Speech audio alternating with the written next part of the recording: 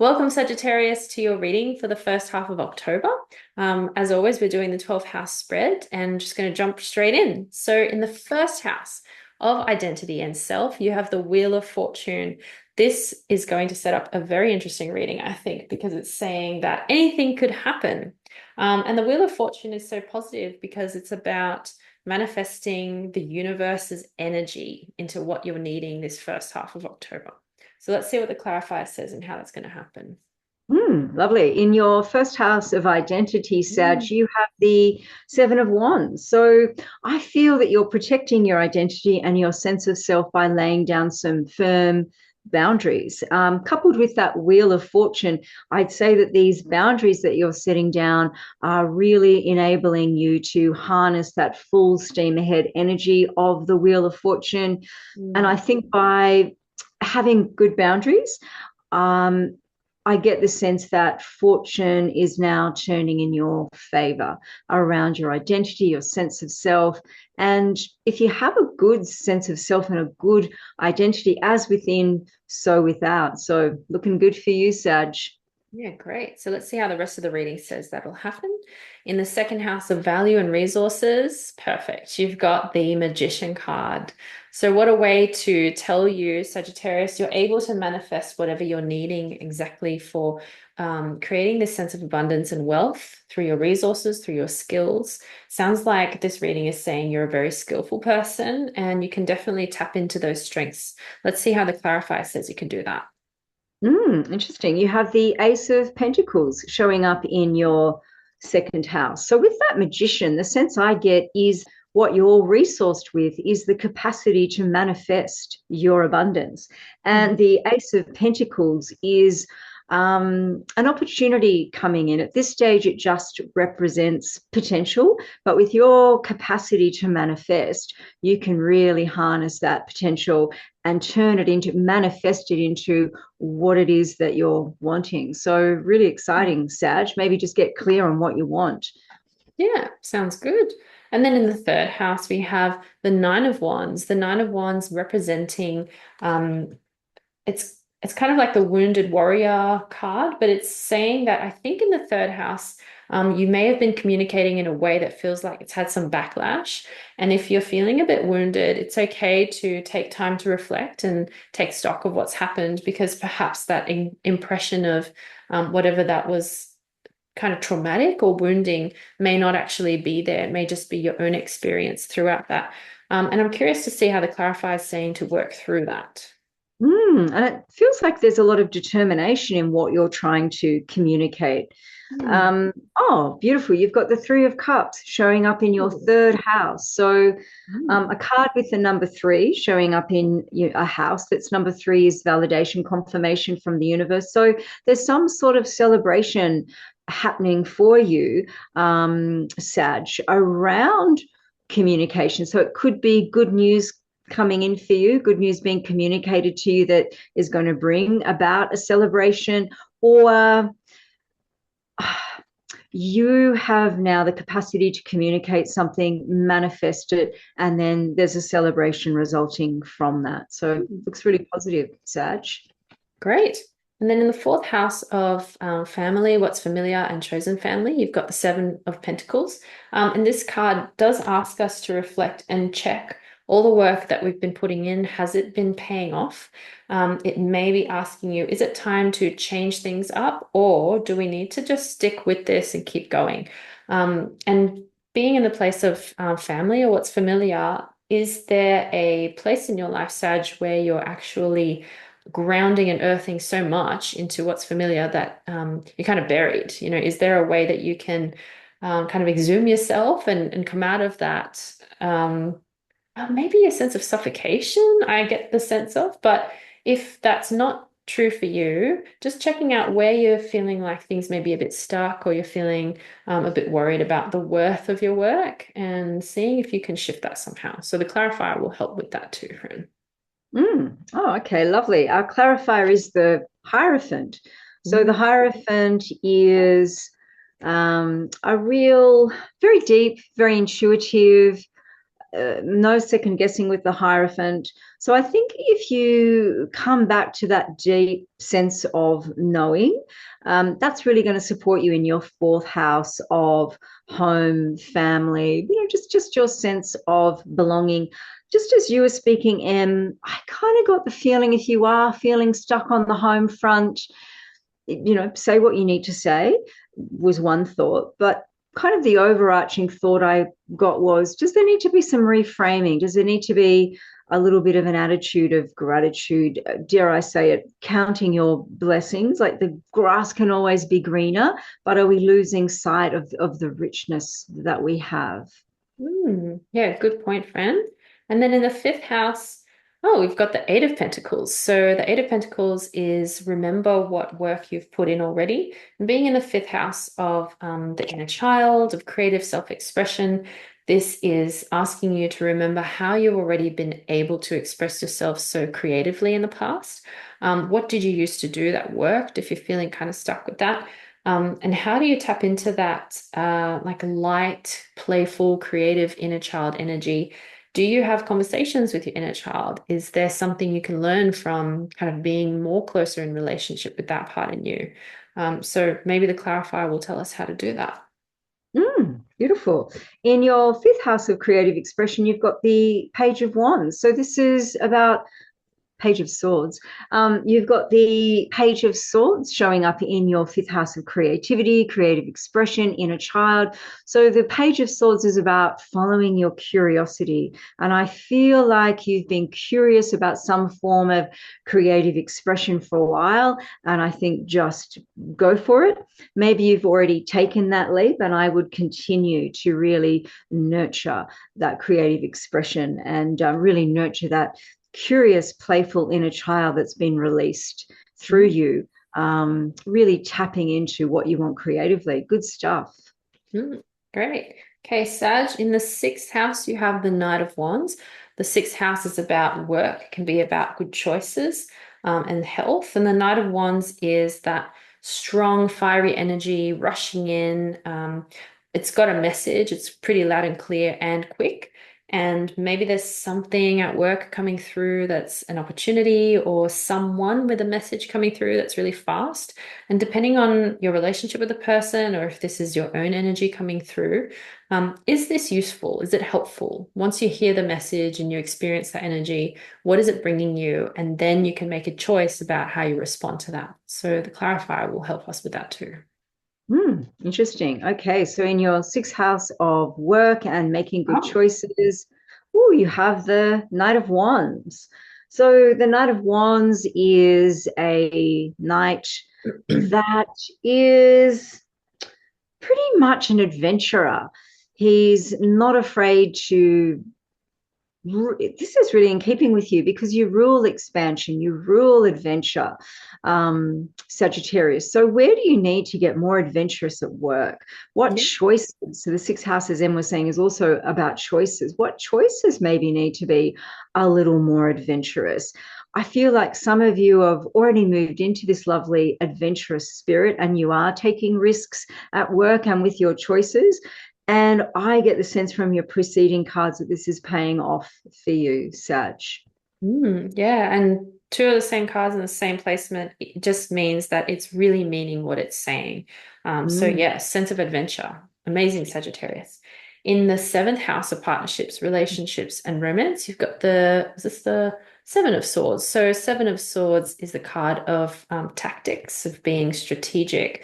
And this figure in the card is stealing the swords of the opposition before they can be used against him in the future. Is there something coming up in your relationships where you're kind of feeling like you have to look over your shoulder, people behaving in kind of flaky ways or are unreliable? And do you feel like you're putting in more work than they're putting in? This may be an actual experience or an actual reality, but it can also be representative of your experience of what's going on. So this is an opportunity to take a closer look at what's happening and see if that's warranted, or if you need to take a step back and think, is this my own experience based on old stuff coming up in this? So what's the clarifier saying there, Fran? It also suggests that you might be trying out new tactics, not necessarily sneaky or underhanded, but just a new way of doing something that's more effective. Like rather than going to battle, it's just like, why don't I just hide all the swords and we can work it out another way? So Yeah. relationships just, generally not necessarily just romantic. So our clarifier, oh, beautiful. We have the Six of Wands. So the Six of Wands is celebration. He's celebrating a victory, an achievement. He's being celebrated for his success and his achievement. He's riding high on that horse for good reason. That wreath represents a real accomplishment and a great skill. So that's showing up in your seventh house of relationship. I feel like these new skills and tactics that you're using in relationship, both intimate relationship, work, friendship, it's paying off for you, and you're being celebrated. Nice, Sag. Beautiful. In the eighth house, you have, oh wow, the Ten of Cups. And this is completion card. Uh, the eighth house is transformation and shared resources. So there may be a sense that because you're able to tap into the shared resources around you, you're able to get closer to your goal with whatever that might be. It may be you may not have everything that you thought you would have at this point, but it's feeling enough and feeling fulfilling because the cups are representative of emotion and intuition. So something about this experience has been transformative, and I wonder how that's showing up. So let's see the clarifier card. Beautiful. Okay. Oh, wow. Interesting. You've got the Two of Pentacles showing up in your eighth house of transformation. So I feel like the Two of Pentacles is work hard, play hard. It's also juggling a sense of duality. So I feel like you've transformed your work life into greater balance. And I'd say there's just a transformation for you, Sag, around anything that requires this balance. So transformation around balance is really serving you well. Great. Then in the ninth house of expansion and higher thinking, you have the Ten of Wands. And I was about to say swords, but I said wands. In this card, we know that, in this placement, we know that we're trying to get to a place of seeing the bigger picture. And Sagittarius, this is your house, the ninth house of expansion. It can also be travel and exploration. And this card is kind of talking about how sometimes we can feel we're burdened by feeling like we've been working so hard and we're feeling like it's not amounting to anything, or even it's amounting to worse things. But this is saying, don't fret, there is home just on the horizon, just a few more steps and you'll get there. And maybe this is how you'll be challenging your thinking this time, Sagittarius. It can maybe feel like you need to rush everywhere, things need to be finished quickly. And if that's not happening, it can feel like a burden or a bit of a bore. So how can you push through that a little bit when you can without burning out? And also while looking after yourself in that process? The clarifier should be able to tell us that. Mm. Oh my God. Okay, we've Oh, got to repeat wow. the card yet again. Okay. I feel like, Sag, that I called another house your house when this is your house. So apologies if I did that. Maybe I didn't. I Maybe I think just so. imagined. Yeah. Yep. Okay. So yeah, like Em was saying, this is your house, Sag. You rule the ninth house, higher mind expansion. The sense that I get is that you're bringing home a harvest, and if you tap into those higher ways of thinking, like Em was saying, sort of challenging your thoughts. So it's not like, oh my God, this is a heavy burden. It's like, I am almost home and I'm celebrating a harvest. That's going to allow even greater expansion for you. So I Mm. feel like if you shift your thinking, there's even greater expansion for you around abundance and bringing home the harvest. So really the fruits of your labor, Sag. Mm, beautiful. And I think I know what you mean by saying it's your house before. I think because we got the Knight of Wands in the sixth house, it was like the adventurous spirit that represented Oh, Sagittarius. right. Yes. And yeah, and I guess also in this house, in the ninth house, Sagittarius, if it feels like you're really in a dangerous situation and you need to just like up and leave, totally do that. Listen to your intuition. Not saying you need to stick it out if it's not safe, but also it's like a resounding message of maybe you're feeling like you need to abort, but actually staying in it and seeing it through could be helpful. So it's up to you to discern that. Um, yeah, and whether that commitment will be helpful. So in the 10th house, we have the Three of Swords. And in the 10th house, this is about reputation, status, your public facing image. The Three of Swords may represent that something happened in the public eye that was humiliating or shaming, broken heart kind of stuff happening where other people saw it and maybe judged you for it. But this card is also asking you to check how can you take the swords out of your own heart? How can you relieve yourself of suffering, acknowledging that it was painful, but noticing as well that sticking with this idea that the shame has to be there can be really harmful. I'm getting a message through of there's a saying that I follow from Tara Brach, the psychologist, that the first arrow is the painful experience and the second arrow is the shame. So you're kind of harming yourself after you've already experienced pain. How can you let go of that process? So maybe the clarifier will tell us how that does happen. Oh, okay. This is interesting. We've got the Mm. Seven of Pentacles showing up in your 10th house of career, your public image, your reputation, your contribution to the world. I'm wondering with that Three of Hearts, if like Em was saying, there was some heartbreak in the workplace, either recent or historical. I get the sense you are moving through it and you have healed from it. Perhaps there's a little bit of residual there. So the Six of Pentacles is about how you balance your resources. So I feel like you can balance out the experience. Maybe just a little bit of perspective around it is what I'm getting, will really help you to shine in that 10th house of career, public facing image, your contribution to the world. I feel like you know what to give yourself now and what to give out, and that's going to serve you really well in your career, Sag. Hmm. Thanks, Fran. And then in the 11th house of hopes and wishes, we have the Five of Wands. I just kind of giggle when I see this card because it just seems so silly. Everybody's fighting over how we should do things, trying to take control. But there's someone wearing polka dots in that image, and that usually represents lightheartedness and having a bit of fun. So even though it can be a card of conflict and competition, it can also represent how do you turn a difficult situation into something light enough that then brings connection and ease and acceptance of one another into that space. And being in hopes and wishes, I wonder if you're hoping for some kind of levity with a conflict that you're experiencing, Sagittarius. Yeah, that's what I'm getting. Let's see what the clarifier says of that. Hmm. Oh, okay. This is a great card. This is the Eight of Wands. So that would suggest quick resolution.